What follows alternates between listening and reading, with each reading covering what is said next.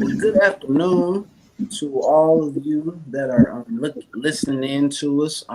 We want you to like and share and comment on this another clergy conversation. I'm excited to be interviewing and having this conversation with one of God's great preachers and pastors, and one in whom I have a special connection and bond with. He's been a very integral part of my life and my ministry. Uh, Words can't express that, and so he considers me and calls me another son as well, as he says, a son in whom I'm well pleased. So I'm very excited for this interview today with Pastor Julius L. Jackson Jr., Pops, as we affectionately call him, from the Macedonia Missionary Baptist Church in Fort Worth, Texas. So, Pops, thank you for consenting and being a part of this clergy conversation. Well, thank you for having me, sir. Thank you for having me. And so let me get started with this conversation. Just tell us a little bit about your background. Well, Gregory Brown. That's what your mama named you. That's what I'm going to call you. Well, I am a native Texan, born in the metropolitan city of Beaumont, Texas, and came to Fort Worth with my family when my dad relocated us to go to seminary. And so I finished my middle school and my high school here. And then I went off to Morehouse College in Atlanta, Georgia. Some of the best times in my life. And then I went to the military, spent a little time there. And then while there, I was stationed in Germany, had a chance to lead a congregation there, and then came back. And my first church that I was actually called to was in a place called Hopkinsville, Christian County, Kentucky, the Mount Vernon Baptist Church. And from there, I just really soared. So I'm thankful for my time, in life, and I think I've done life pretty good, and so I'm proud of it. Yes, sir. Yes, sir. So talk to us as you're talking about, you grew up with your dad, who is one of the well-known legendary pastors, not just in Fort Worth, but across the country. Right. So, the late Reverend Dr. Julius L. Jackson Sr. So, Pops, just talk to us about your father and what you learned and what you gleaned from, but just talk to us about his importance and legacy. Right. Yeah. My dad was a phenomenal personality. He really was, and proud to carry his name. And he started out at the Sunlight Baptist Church, which is our home church. And his first pastorate was the Little of the Valley Baptist Church right there in Beaumont. And then we moved to Fort Worth to attend. He attended Southwestern. And we became affiliated with the Macedonia Baptist Church under the pastorate of Reverend W.L. Brown. And Reverend Brown had been here 49, 50 years at the time we came. And my dad and he developed a relationship. And then when Pastor Brown transitioned, my dad was called to be the pastor of Macedonia. And he served here 27 years. And during that time, I guess maybe his second year, I acknowledged my call into the ministry. And he's been very instrumental in my ministerial development. Matter of fact, he is the one who encouraged me to be all that I could be in ministry. And he's a great preacher. My dad was a great preacher. He was a great expositor. He was a great, strong teacher and good administrator.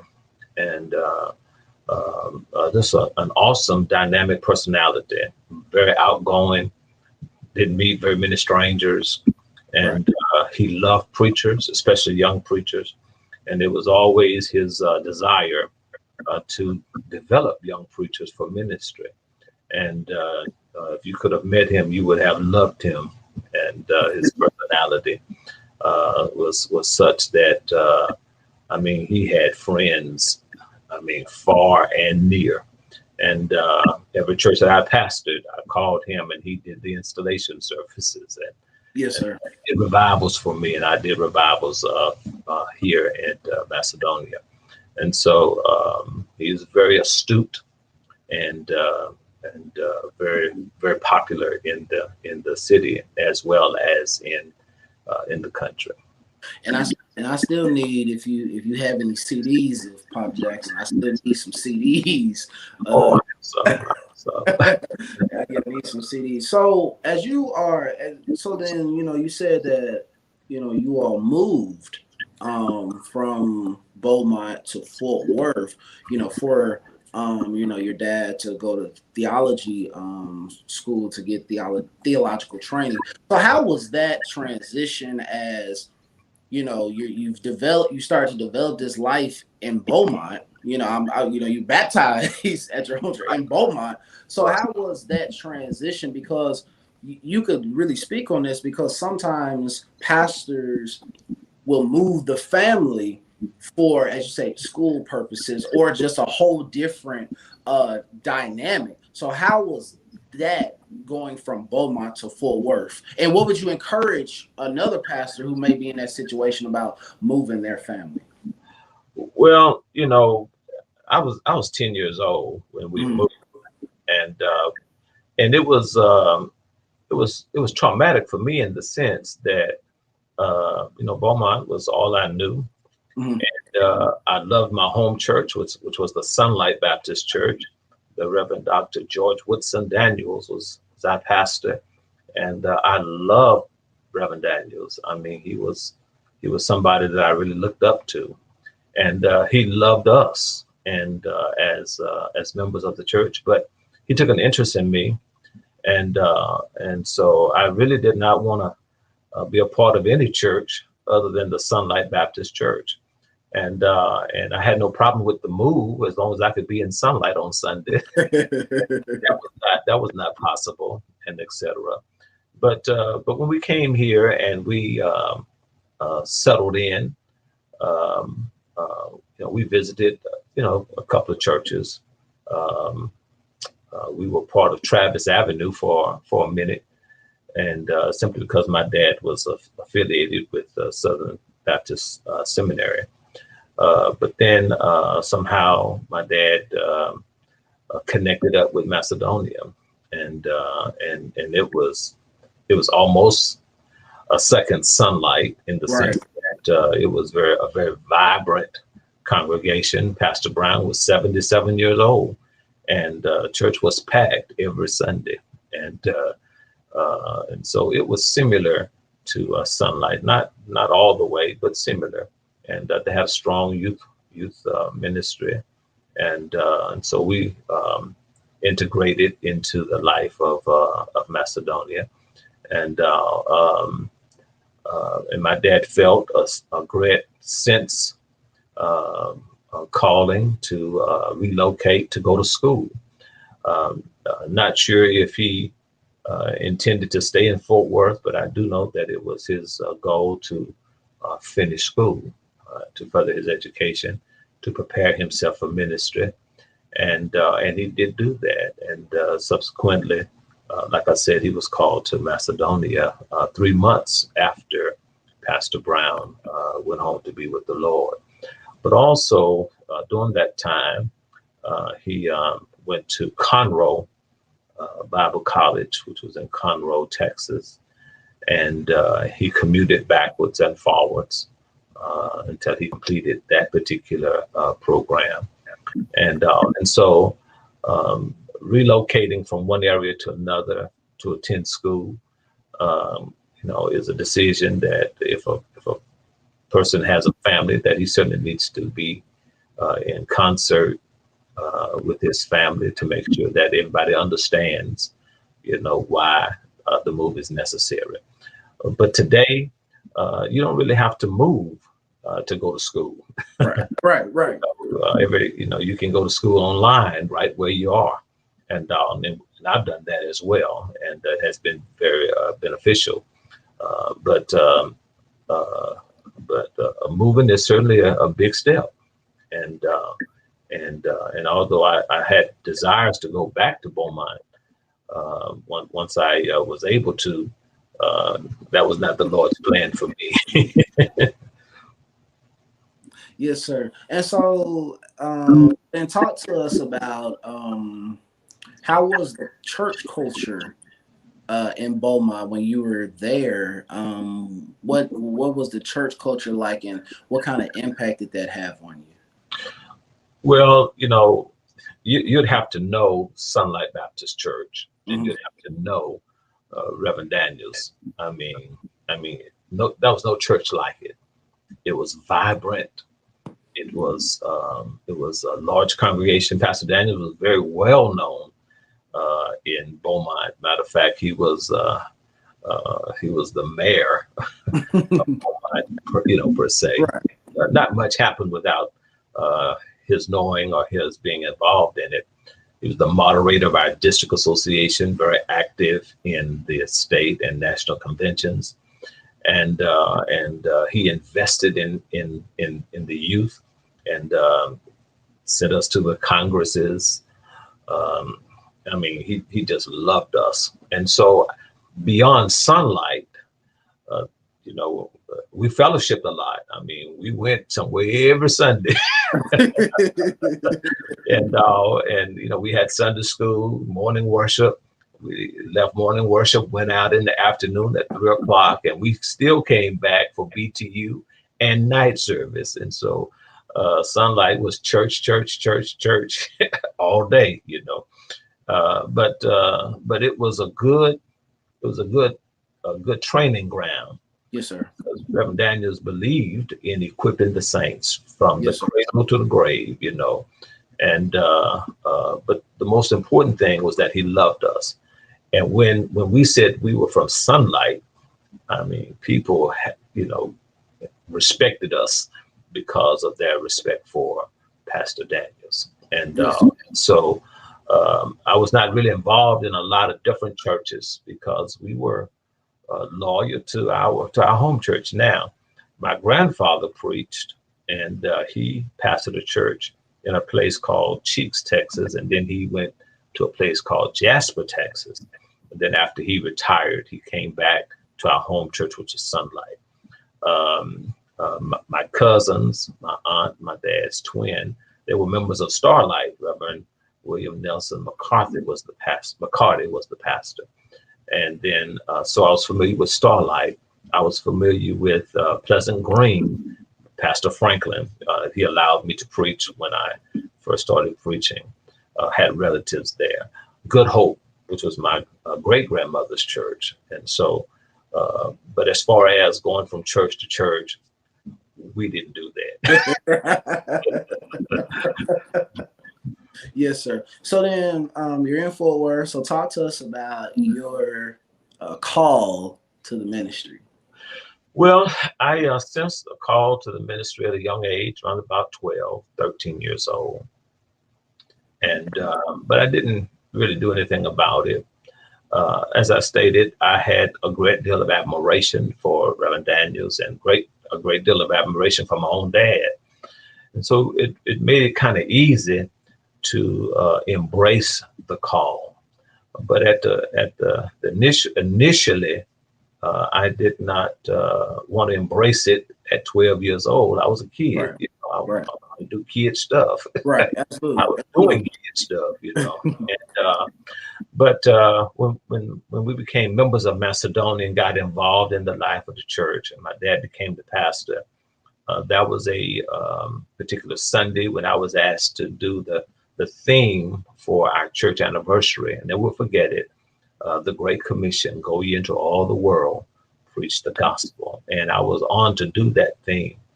And you could really say it was my first sermon because, man, it was a phenomenal experience. Yes, sir. And I had already talked to my dad one time about it, and kind of upset me. Well, maybe you just have a desire to preach, but go back and pray and just see what the Lord is really saying to you. And it really kind of upset me because I was ready to preach, Right. and I was about 14 and etc. But after that particular event, my dad came to me and said, "Okay, son, let's have a conversation." We talked, and I acknowledged my call right at Macedonia, and the third Sunday in February, and then the fourth Sunday in February, I preached my first sermon, and listen, that was one of the highlights of my ministry. That first initial sermon. And what was the first sermon? It was, "If any man will come after me, let him deny himself, pick up his cross, and follow me." And the subject was the cost of discipleship. It will cost you to be a follower of Christ. My. Yes, sir. So after you preached that first sermon, were there, many preaching opportunities throughout the city?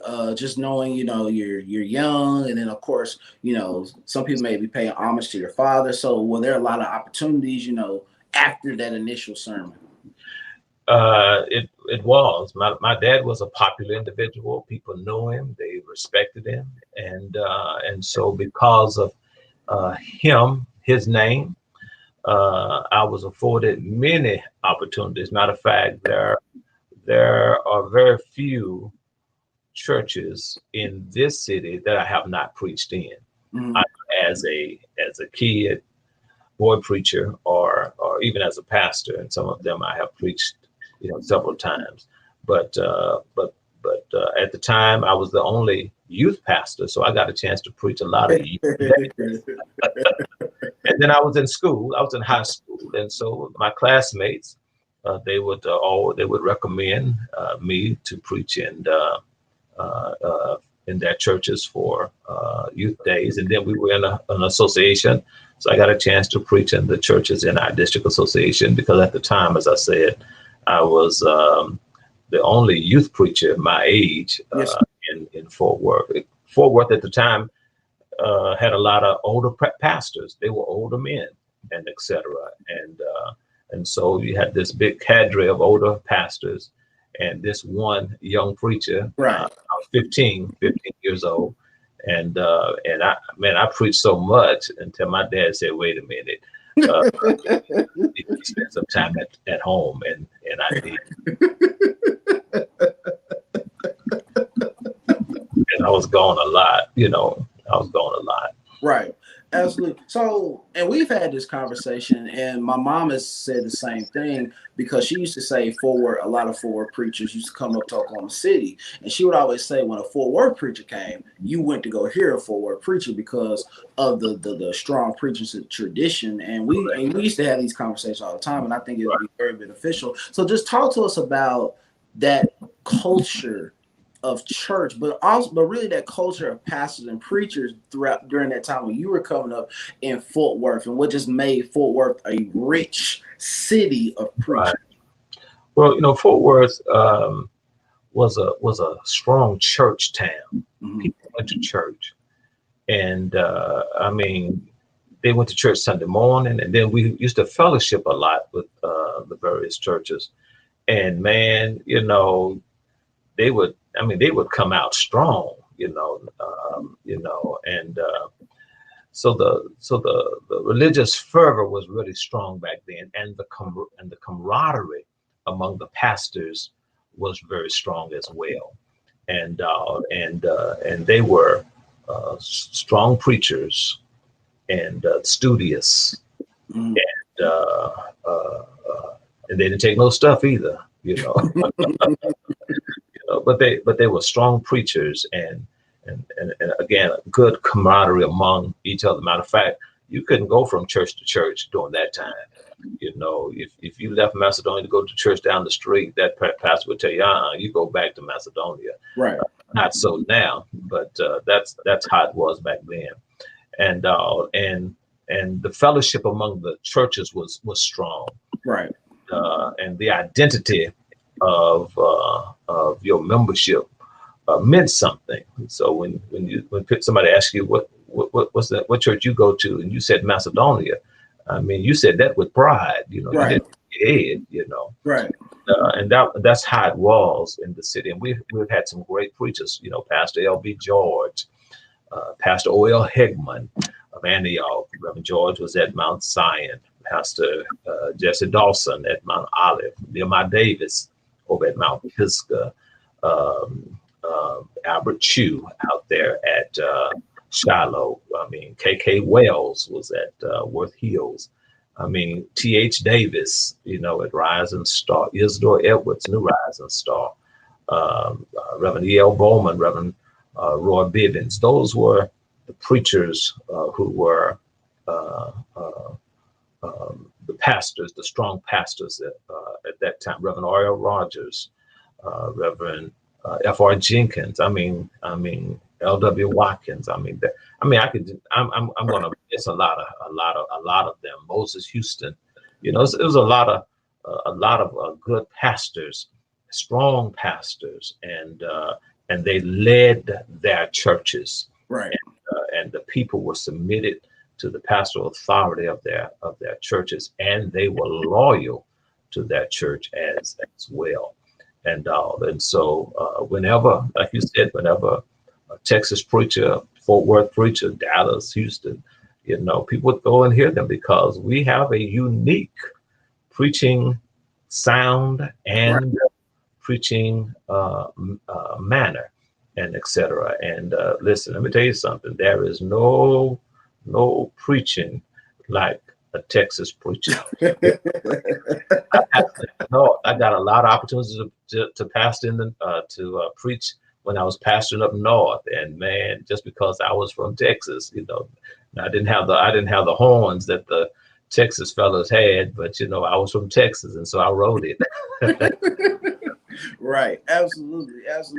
So, you know, going through that, then you graduate from high school, and then just talk to us about, you know, your military journey and pastoring overseas.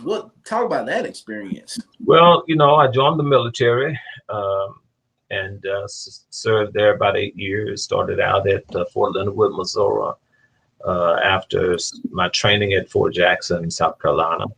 After about 2 years there, I was sent to Germany, and a place called Fulda, Germany. Man, that was one of the best experiences for me. Loved it. Loved my time in the military. And while there, they had what they called not a Baptist church on the concern. Right. It was what they called the gospel hour. And right. Pretty much it was the black a black congregation. And so there was a person there. His name was Amos Holton, who was over it. And so he decided to give it up. So it fell to me. And that's when I became acquainted with COGIC, Church of God in Christ, because they had a strong contingent of COGIC preachers and there in my area. And so I learned their flavor, their style. It appealed to me. I like it. And if I used to tell my wife all the time, who is COGIC, that if my dad hadn't been a Baptist preacher, I'd probably be COGIC. But hey, man, I'm rooted and grounded where I'm at, you know. But I had a chance to take over that service, and it grew from, I think at the time that I took it over, it's like maybe 35, 40 attendant. When I left there, it was well close to 200 people, because I brought what I knew and incorporated with what had already been established. And you're talking about having church. We had church there.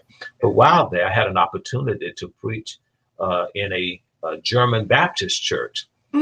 First experience at a German Baptist church was through an interpreter. And so I had this young lady who was interpreting me. And so I had never had that experience before. So I had to learn that's when I learned how to pace myself in preaching. and so that she could interpret. And man, I got to preaching, Chris. Listen, the Spirit, and you could just feel the presence of the Lord in the room. And although I could not understand them, they could not understand me except through an interpreter. Man, I mean, I felt my help, and I squalled, and that girl looked at me like, what is that?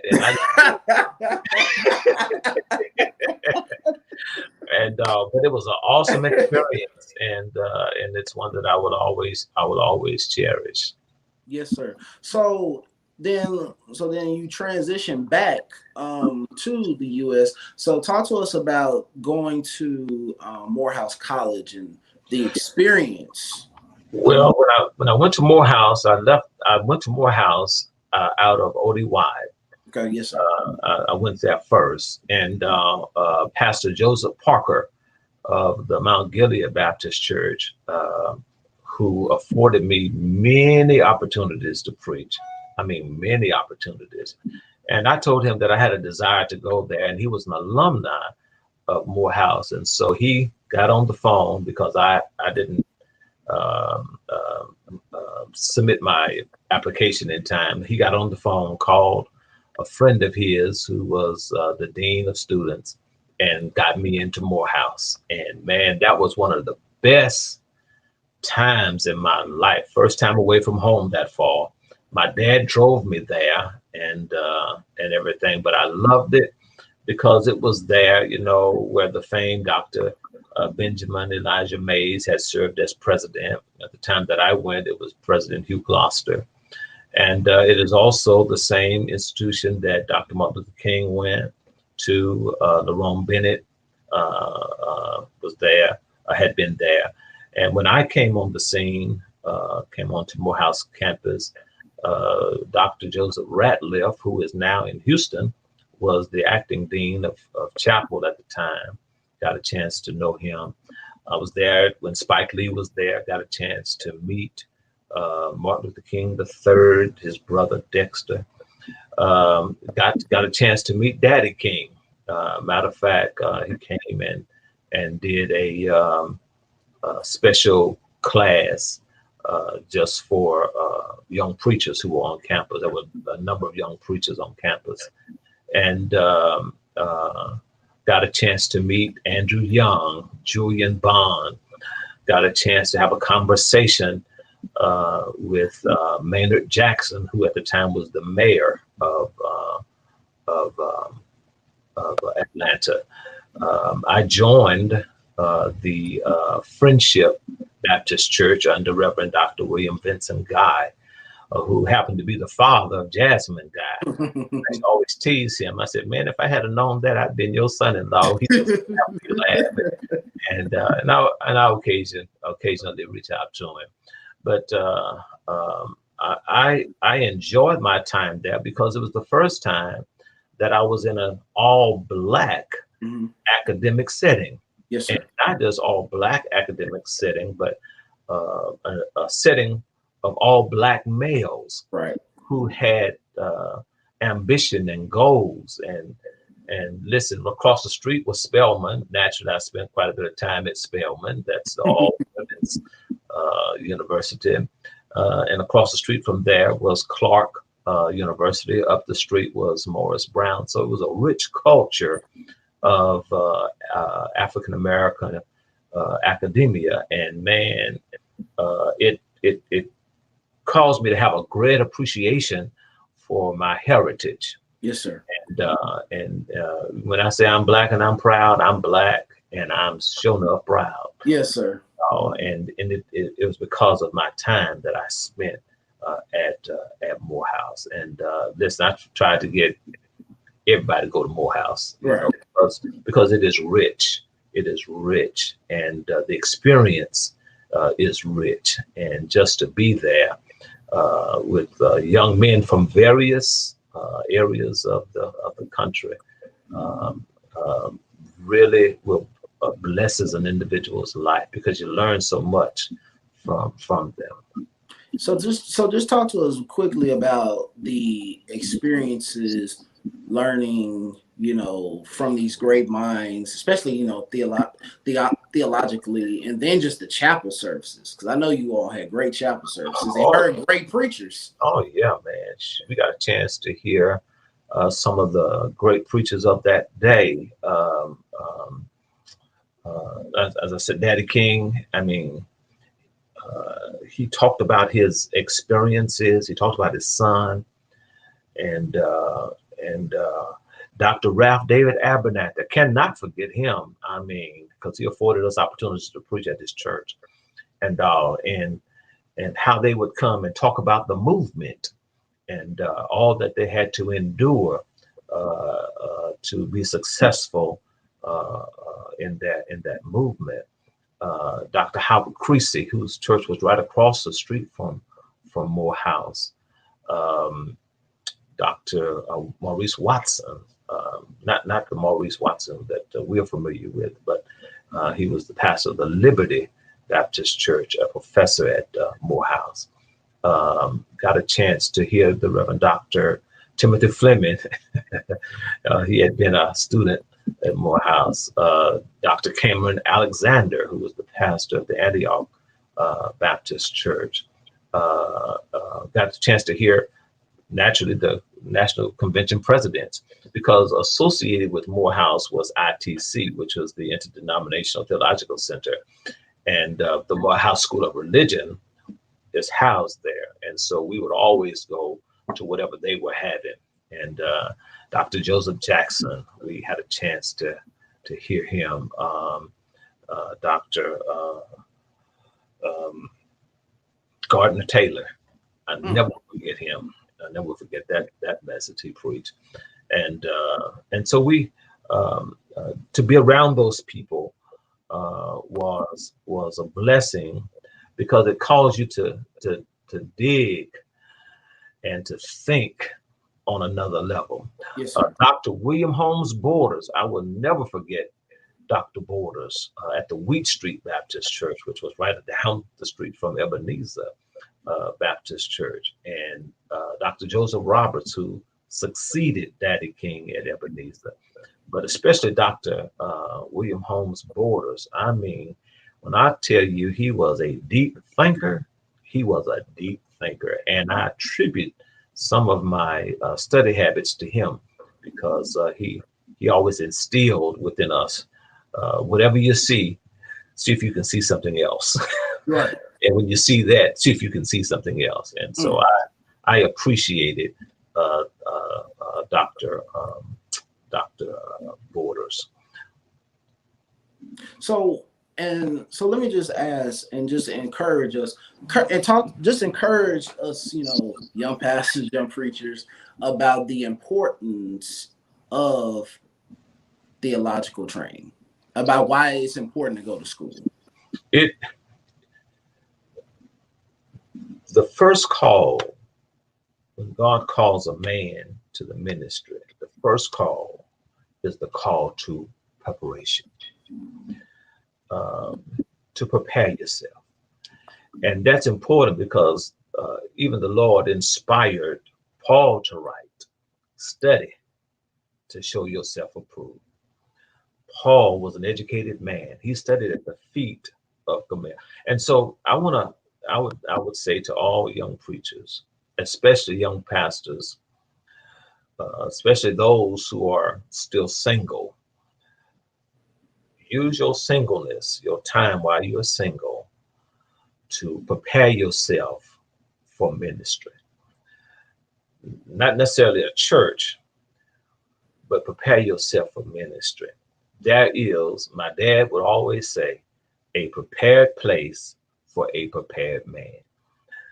God will only put you in a place that you have prepared yourself for, and that is so true. And so I would encourage all young preachers to prepare. Now, my dad said something. He said, "Now, your training, your degrees won't mean nothing to anybody but you, but it opened a lot of doors for you." Right. That's what I would say. People may not appreciate the time that you have spent preparing yourselves, but it'll give you some opportunities that you would not otherwise have. And so preparing is so very, very important. Yes, sir. So then talk to us about the first church you were called to. How did that happen and your candidacy for that? Well, I was stationed at Fort Campbell, Kentucky, and met a preacher by the name of Reverend L.I. Galbraith, who was the pastor of the Gainesville Little Zion Baptist Church. And I had a friend of mine. I said, man, I want to go to church Sunday. So he took me to Gainesville to meet Pastor Galbraith. And we developed a relationship, kind of like you and I. We developed a relationship. And he was an older pastor. I think Rev was probably in his late 70s, maybe 80. And they had what they called the Ministers, Deacons, and Laymen's Alliance. And so he took me there and introduced me to some fellows. And so at the time, Mount Vernon had a pastor, Reverend White, and he became ill and would not be able to return. And so he resigned. And so they called me to be the pastor of Mount Vernon on the recommendation of Pastor Galbraith. And they had some hesitancy because I was young and never pastored, but really because I was single. Right. And so, but Reverend Galbraith, he kind of alleviated those fears. And so they called me, and I understand it was unanimous vote. And some of my, I ain't gonna say some of my best years, my best early pastoral years were spent at Mount Vernon Baptist Church. They were a rural congregation, but boy, they loved the Lord. They loved good preaching, and they loved good singing, and they loved to eat. And man, that was a wonderful experience for me. And being in that area afforded me opportunities to meet and preach in a lot of different places. So what were some? What were your? What were some keys that you took from Mount Vernon that helped you get ready for the next assignment? Well, Mount Vernon, let me see if I can help you understand the context. I was always reared in a large congregation. Right. The church I had been a part was a large church. Sunlight was a large church. Macedonia was a large church. Friendship was a large church. And so I was used to being in a large setting. More Mount Vernon was just the opposite. Right. It was a rural church, country church, and all they wanted was to have church. They didn't want to build nothing. They didn't want to get involved in the community. They just wanted to have church. And so although I was appreciative for my time there, I think I spent about 3.5 years there, maybe. We were able to accomplish a lot of things there, but I was always restless because, naturally I wanted something bigger and better, and et cetera. And but what Mount Vernon did was I learned how to discipline myself as it relates to preparing for weekly sermons. I learned how to really love people and embrace people, because I'm a natural introvert. I'm not an extrovert at all. I'm not a very outgoing individual. I can be, but that's just not my natural way, and etc. But they taught me how to embrace people and how to let people know how you feel about them, and so I had a good group of deacons, and they helped me to embrace deacon servanthood, because Right. that's what they were. They were servants, and they loved their church, and they would remind me on occasion, pastors come, pastors go, but deacons stay. So I had a real good relationship with our deacons, and they were godly men. They were not perfect, but they were godly men, and they loved God. And so I was able to hone my teaching skills there as well, because they were not a church that believed in tithing. They believed in dues. Mhm. Men give so much, women give so much, children give so much, and so it frustrated me when I tried to present tithing through the scripture, that they would not embrace it. And then when I left, I discovered they embraced it. So, Right. which is a good thing. And then while there, I learned the art of administration, and that was the pastor who told me, you're not going to be at Mount Vernon long. The Lord's going to move you somewhere else, but take the experiences of that pastorate wherever you go, because when you run into difficult situations, you'll be able to look back on your time at Mount Vernon. And I find myself doing that now.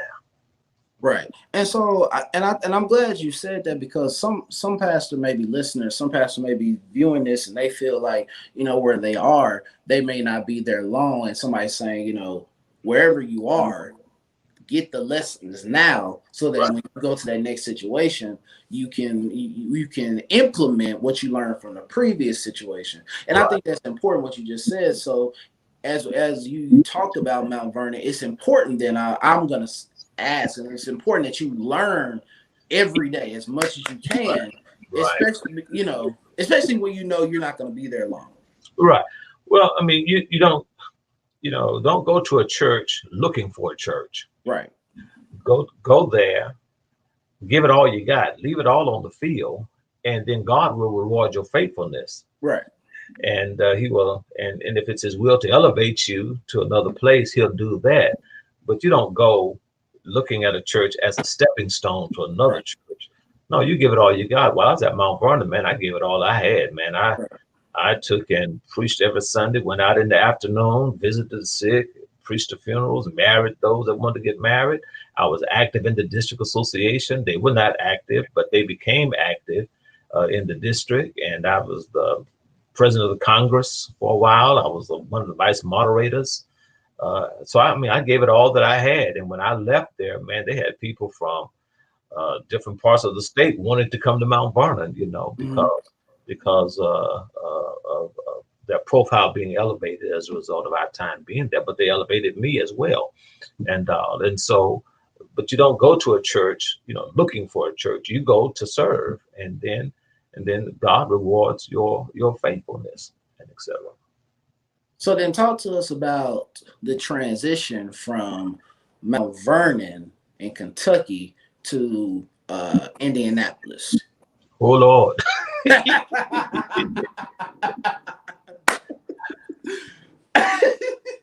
I was at, We laugh because there's some stories behind this. That's why we're laughing. yeah, I was at Mount Vernon on the Vine Wheel. I was in Indianapolis on permissive wheel. And I learned some valuable lessons as a result. Don't get ahead of God. God knows where you are. God has a place for you, and God will let you go off the beaten path, but He's going to get you where He really wants you to be. Right. And so I went to St. Paul Baptist Church. The Reverend Daly was the pastor, and had been the pastor 50 years, and they had retired him. And I went there, and thinking that, hey, this is a good move, and it was really my wilderness experience, Mm. and it was a place where I believe that the Lord really um, captured my attention, Mhm. and uh, and and I believe that He whipped me for being for leaving Mount Vernon, going there thinking that bigger is always better, and that's Mm. not necessarily the case. And Mhm. so I served St. Paul for a little while, and that was conflict that arose, and so I had almost decided to come back to Texas. There was a group of people, about 65, who said, "No, we're not going to go back. Will you organize a church?" And I did. and Christian Faith Baptist Church, and it is still vibrant, thriving, even today.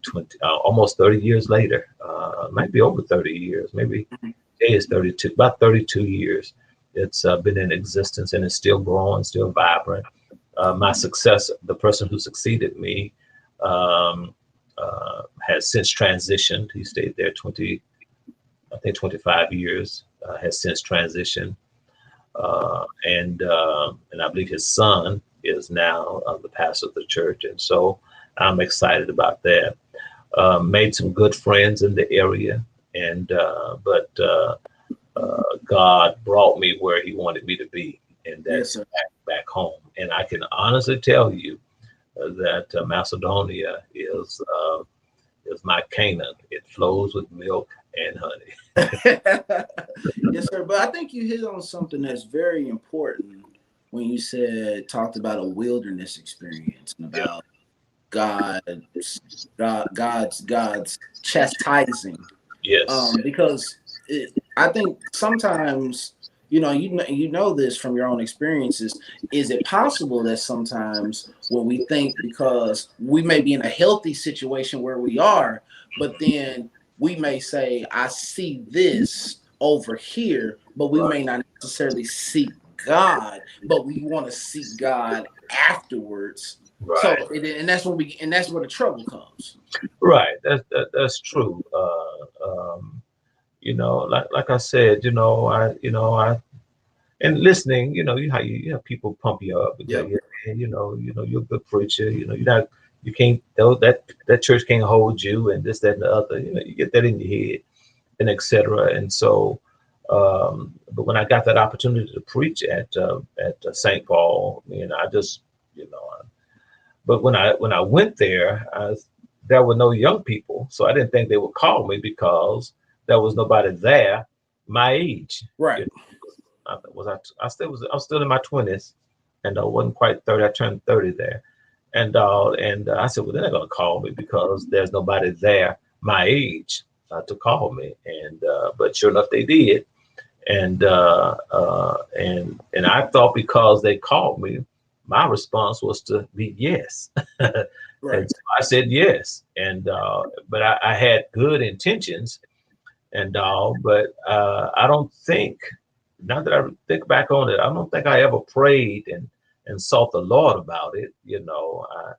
I just knew that eventually I was going to leave Mount Vernon, and I just assumed that it was God ordering my steps, not realizing that no, I got out there on my own, and etc. But it was not all bad. God brought something good out of a difficult situation, and etc. And I made some lifelong friends, and but my Christian faith is alive and well, and that's because of the preaching and teaching that was done initially in the beginning. Yes, sir. It was no longer wrapped around a personality other than the Lord Jesus Christ Himself. Yes, sir.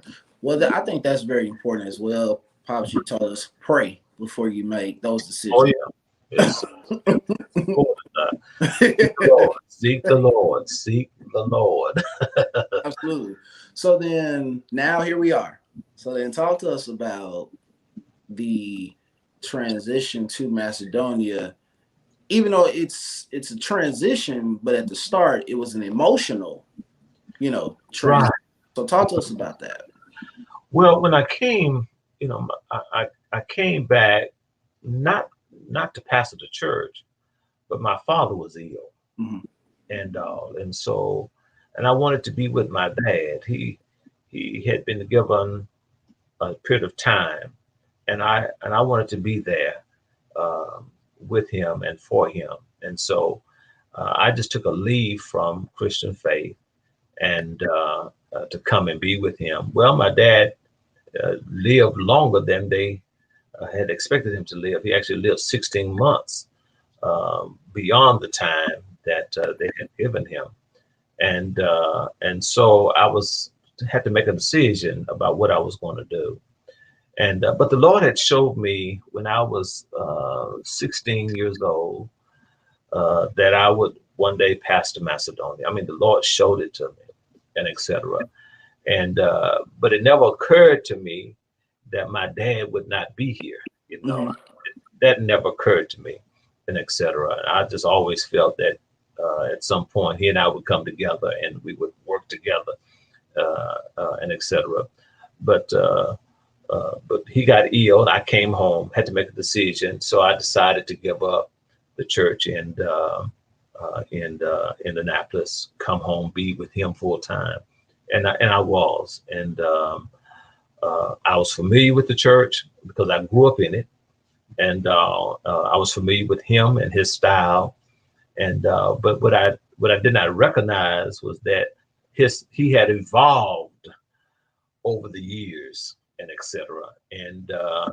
And I was pretty much where I was when I first started pastoring, and so I was still in that vein, you know, how he trained me and how he taught me, and etc.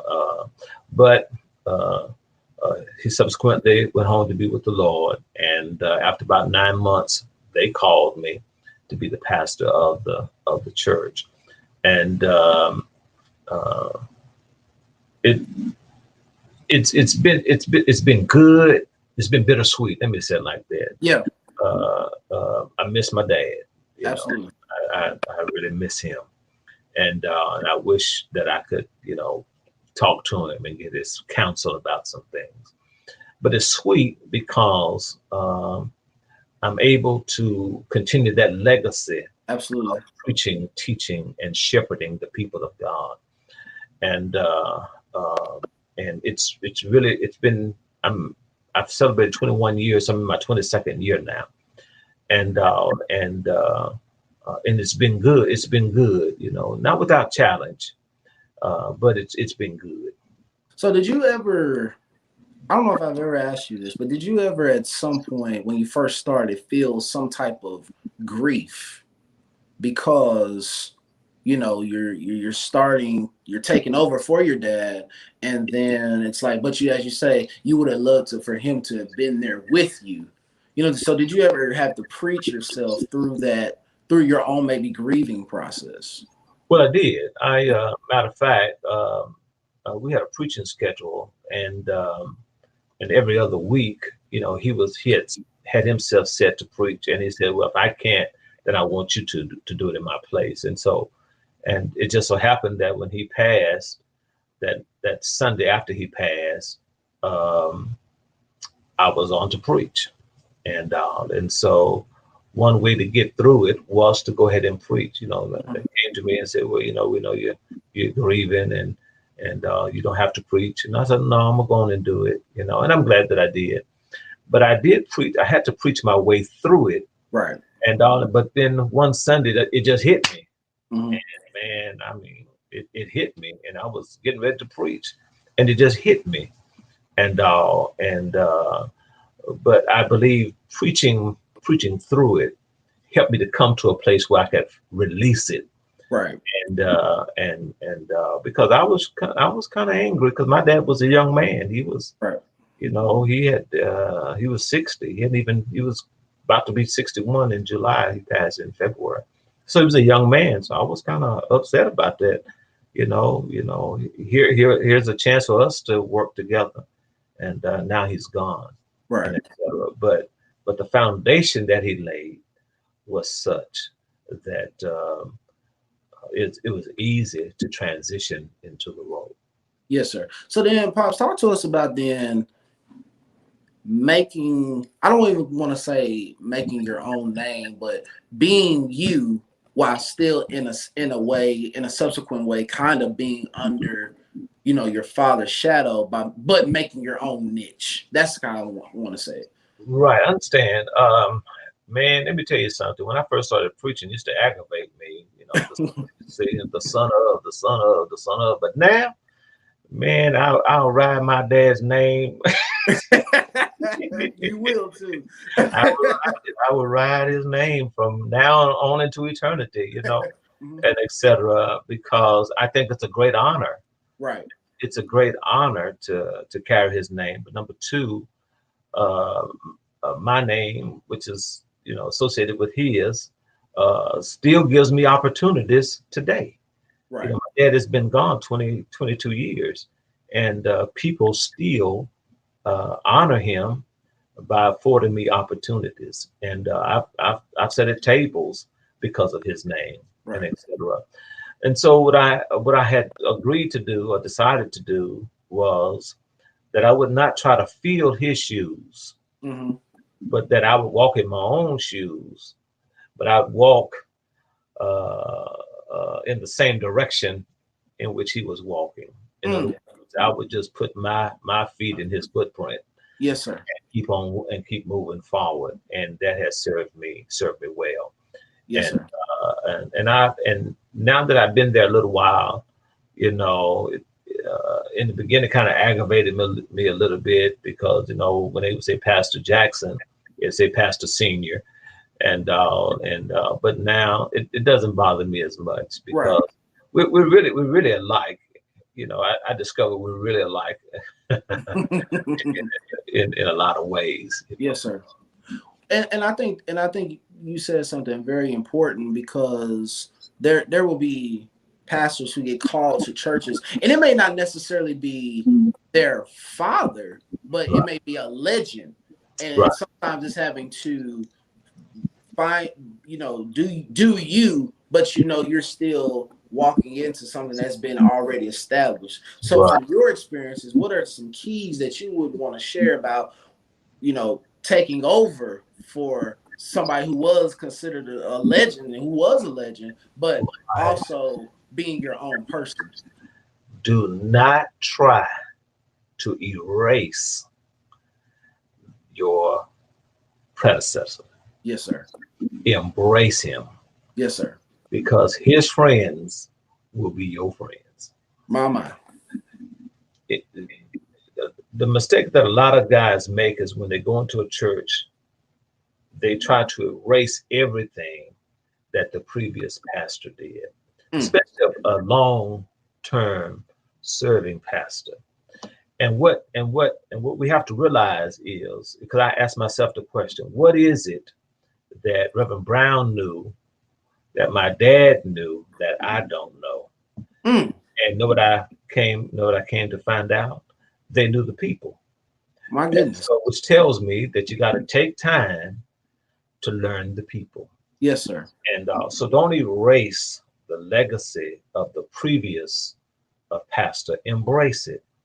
And there'll be people who were not for them or who disagreed with them, who were, we call them enemies, but I just call them people with limited understanding, who will not, who will always talk about what they didn't like about the last one, but what they like about you. Don't get caught up in that, and etc. But embrace your predecessor. Praise him as much as you can. Every now and then, I still call my daddy name and etc. Because I know that there are people there who were influenced by him, who grew in their walk with God because of him, and he'll be their only pastor.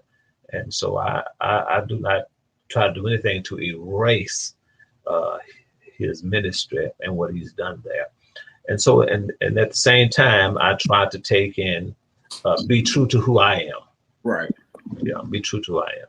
And so, and then as you talk about, from pastoring and these experiences, what are some keys from your experience that you would share with us about when you go into a church, what to do, what not to do, and just things you learned over the years about, sticking with it and being faithful and knowing the people? Because, Pop gave me a good book that we read that I finally finished. It was a long time. I finally finished. It was called "They Smell Like Sheep."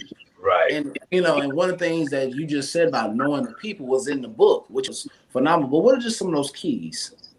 Yeah, you got to know the people that you are shepherding. You got to know them. You got to know what they will do, what they will not do. You got to know if they have the capacity to see and embrace the vision. If not, yes, you have to slow down and help them to see so that they can embrace the vision. and etc. One of the mistakes, a mistake that I made was that I made some assumptions because of my dad, but I had to realize that his way is different Yeah. from my way, and my understanding is different from his. And so, but you got to know the people. Number two, don't fight. Every battle is not worth fighting. Some things ain't worth dealing with. You know what I mean? You know, spoons and bowls, forks and knives. Those are not battles worth fighting. Pick your battles. Right. Pick your battles, because small skirmishes can cause you to lose the war.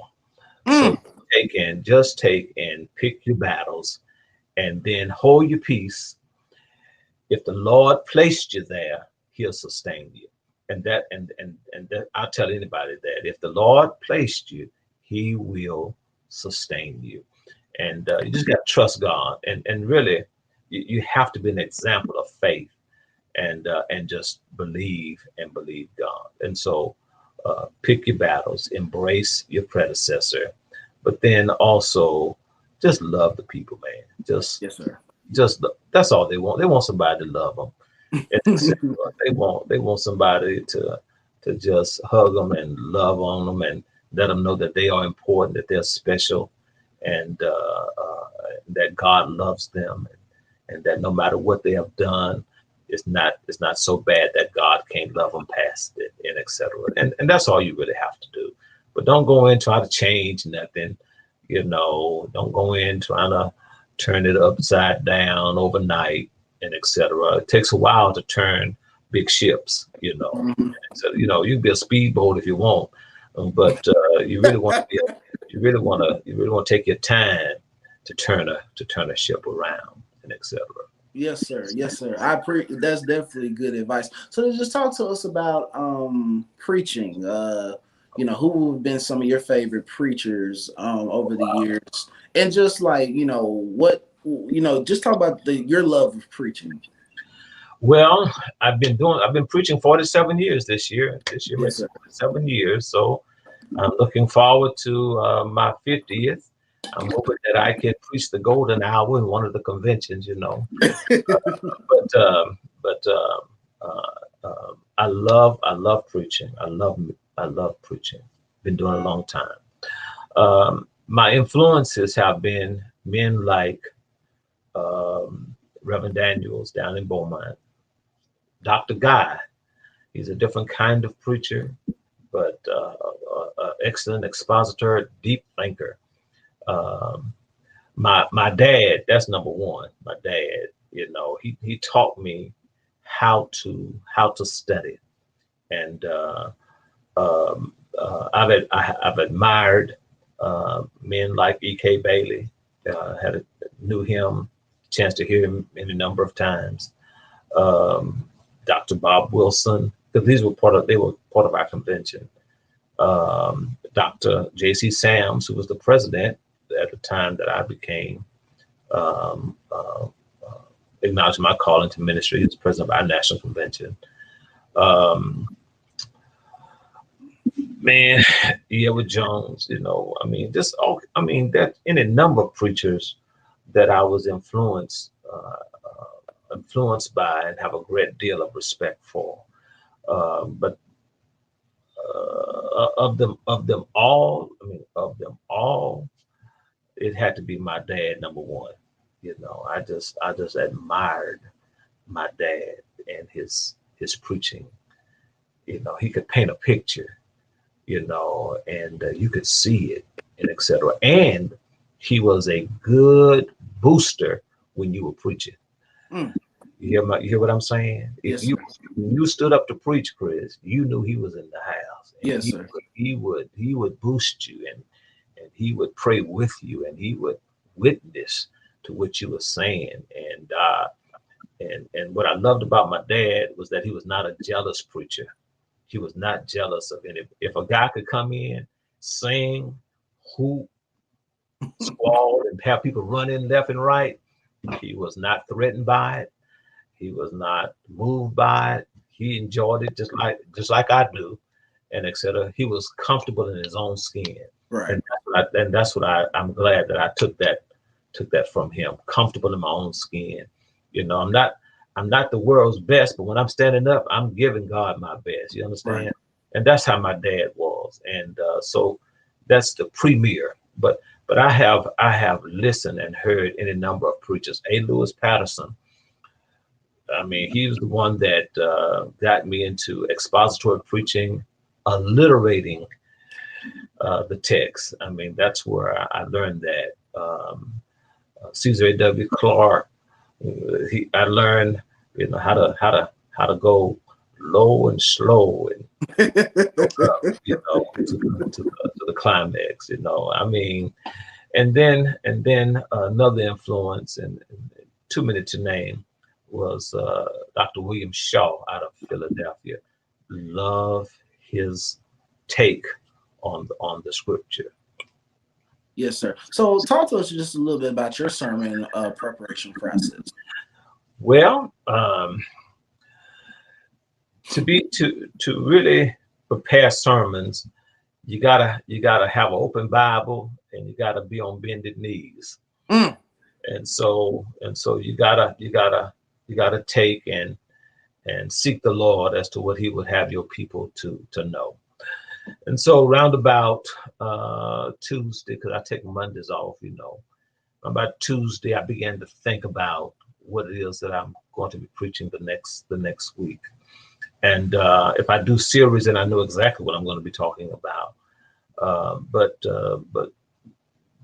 about Tuesday, I began to kind of think about what it is I want to be talking about, depending on what's going on in the church and what direction we need to be headed. And everything is centered around the church theme, you know that. Yeah. And so I began to think about it, and then I began to outline it out, and then continue to meditate on it. And then by Thursday, I'm probably writing it out. And because I use full manuscript, I go to the pulpit with a manuscript, and I don't need it, but I have it there. And but I kind of write it out, and then I just fine tune everything on Friday, and then don't bother it on Saturday at all. Just get away from it. Right. Early Sunday morning, around about 4 or 5 o'clock, I'll come back to it, make sure that it's in my spirit, and then prepare to preach it.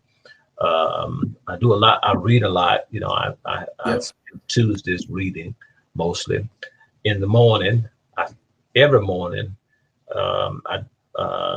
in reading Criswell's guidebook for pastors. There's a place there where he talks about his mornings are for God, and I adopted that. And so I spend the mornings doing my reading. I read something every day, and right. Fiction, nonfiction, biographies. I mean, I read something every day, and because you can gain somatic material out of any and everything you read, right, and etc. I watch TV a lot, not because I'm lazy, but I watch it because number one, I want to know what the members are watching, but number two, right. there's somatic value right. in some of the television programs that you see, and so then I listen to a lot of music, lyrics to songs, and that has somatic value in it, and even if it's crazy, right, you can still find something, you can glean something from it that right. you can use in sermon. And so I have everything filed electronically, and everything that I preached in Genesis is in the Genesis folder, chapter 1, and etc. And that I can go back to and in my preparation. But when I first started out, I was topical, just a topic. But now I'm more expository because it's easier. The prep is easier, number one. But number two, you kind of know where you're going each week, and so that's pretty much how I spend my time. Yes. I spend a lot of hours, doing. Yeah. Oh, yeah.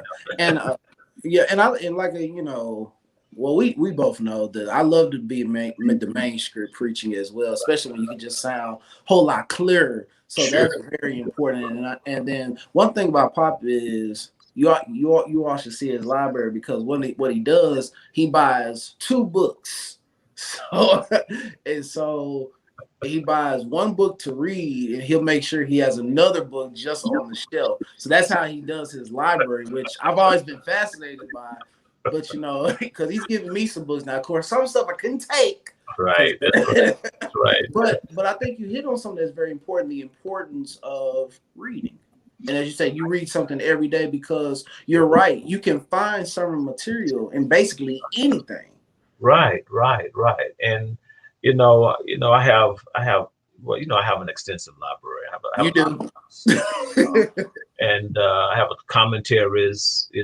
Commentaries I go to last. I don't go to them first. I go to them last. Mhm. And I have commentaries. I have dictionaries, handbooks.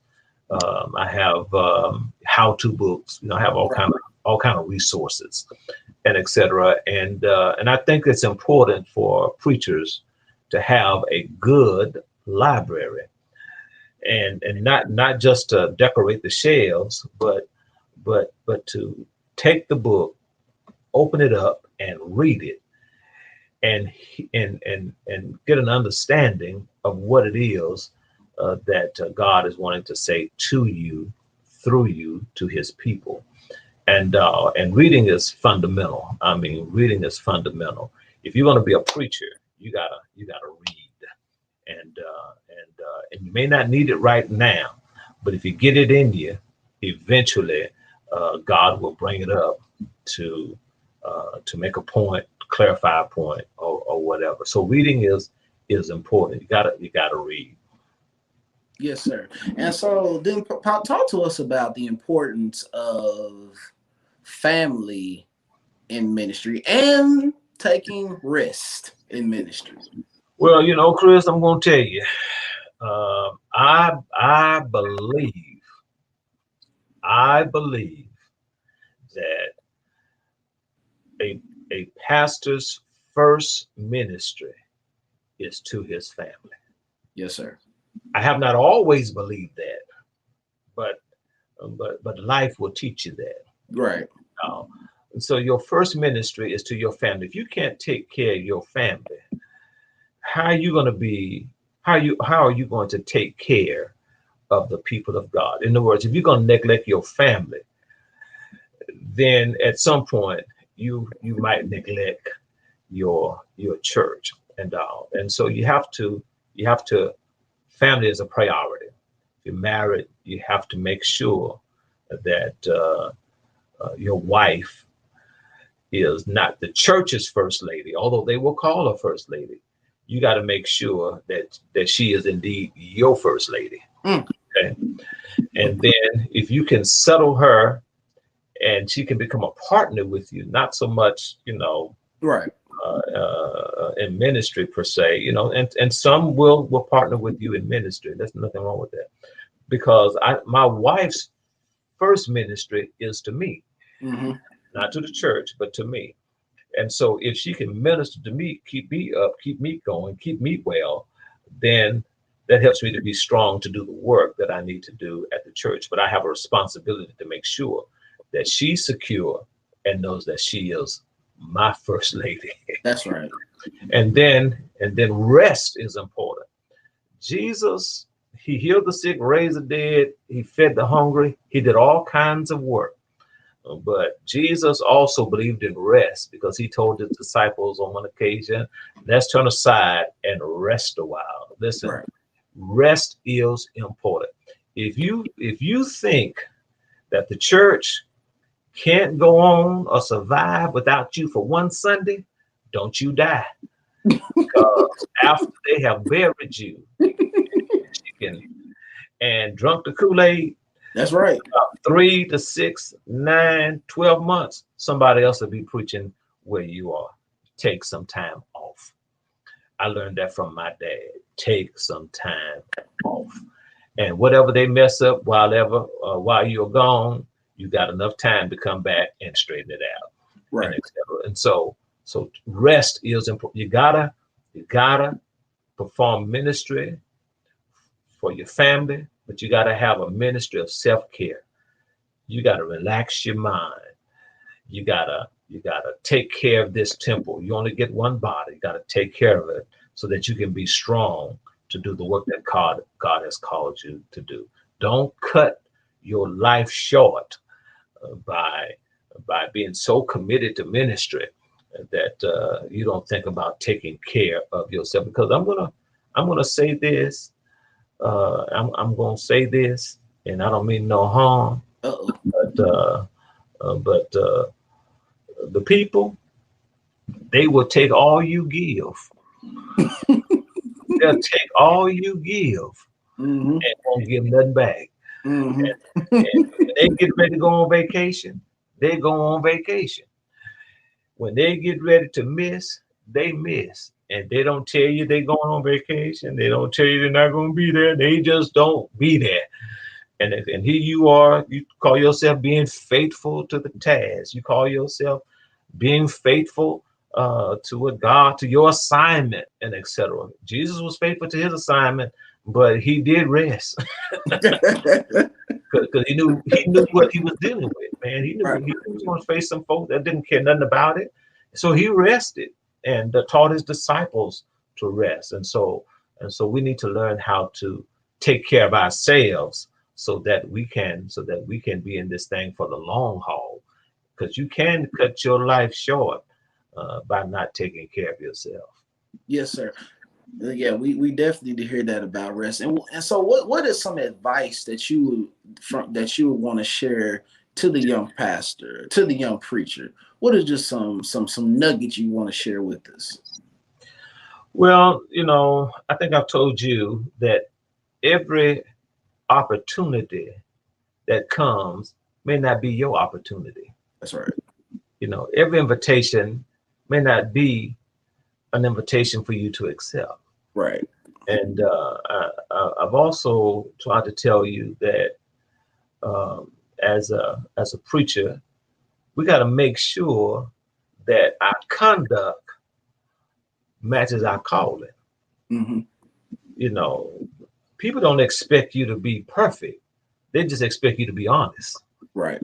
You see, because nobody's perfect, and don't let people put you on a pedestal and make you think you're all that. No, all of us at the end of the day, son of man, and we all stand on clay feet.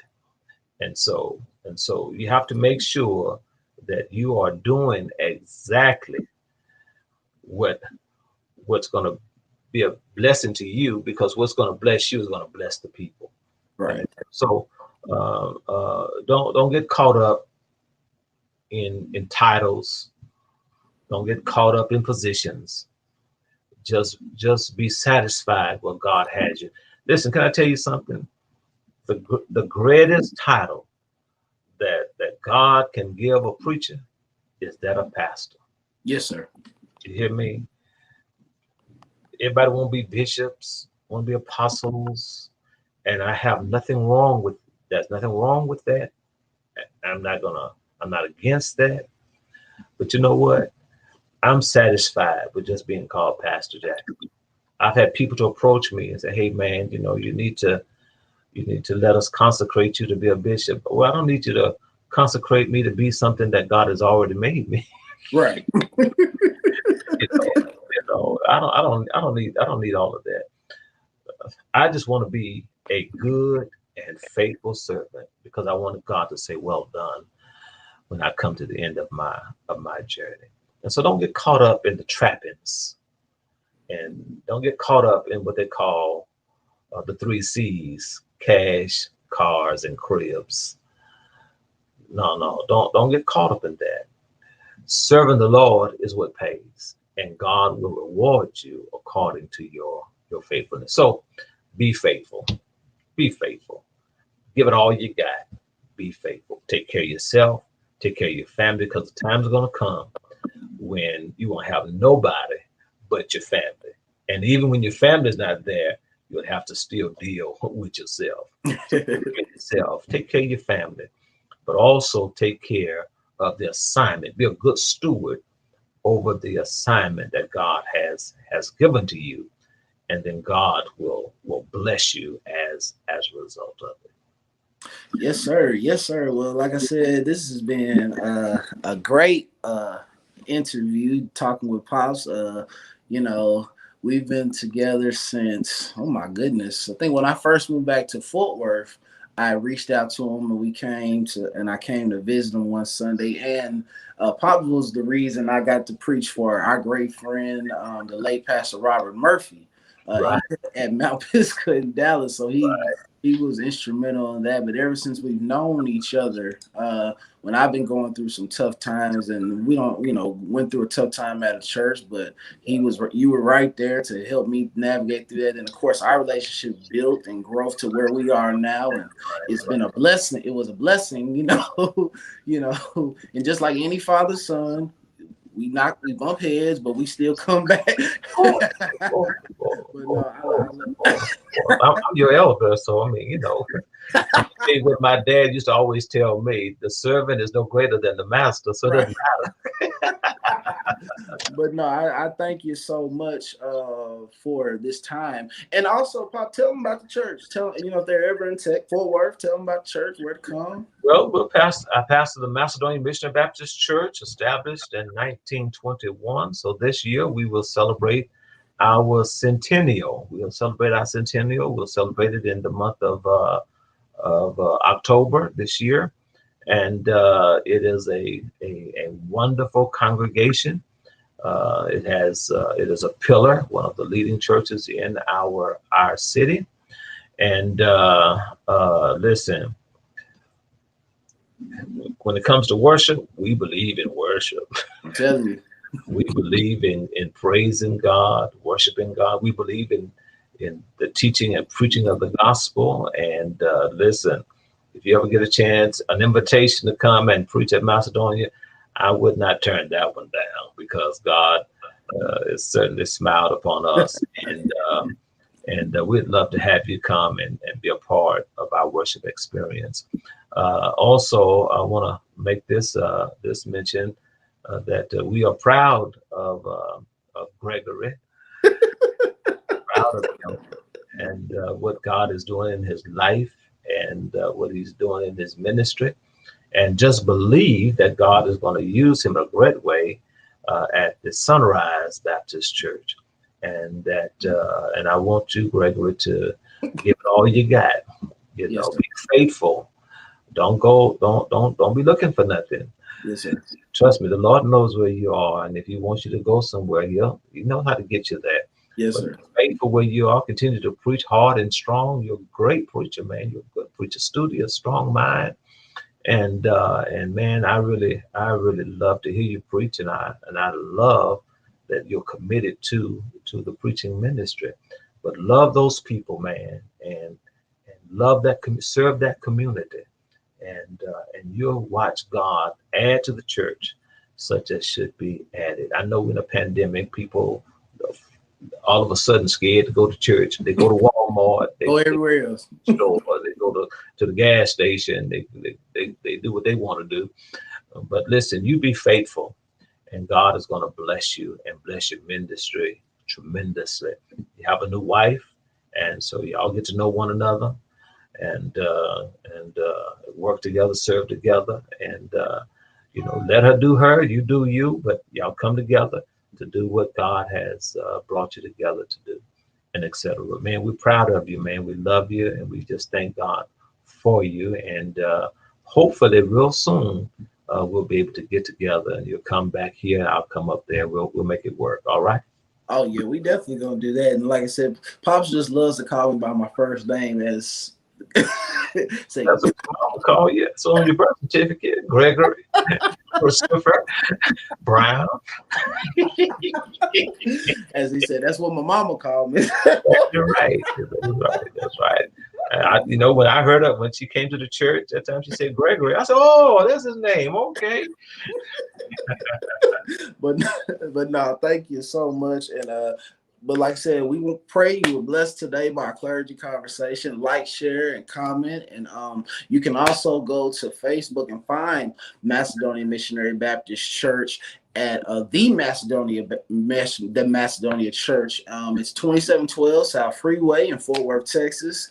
And my friend Caldwell just said it's a good name, Gregory. You know, I'm texting you just in a few minutes. But no, we pray that you were blessed. Praise you were blessed today. And like I said, you can definitely, if you're ever in Fort Worth, go visit the Macedonia because they church. It's gonna be some church. Yes, sir. So Bless you, man. Talk God to you. bless you and keep you. Let me see.